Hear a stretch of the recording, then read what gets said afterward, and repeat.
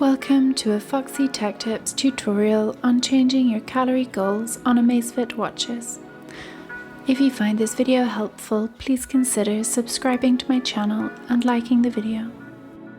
Open up the Zepp app on your phone and tap Profile in the bottom right corner.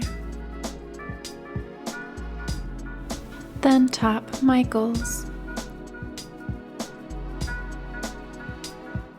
Tap Target Calories and you can then choose your desired number of calories.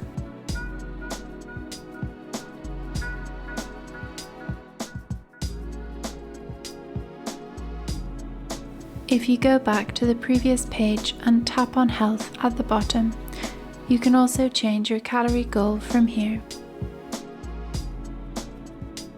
Under Target Setting, tap Burned.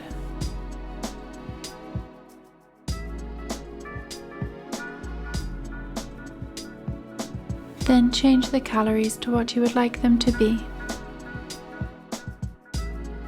And that draws an end to this tutorial. Please like the video if you found it helpful and subscribe to Foxy Tech Tips for more Amazfit tips and tricks.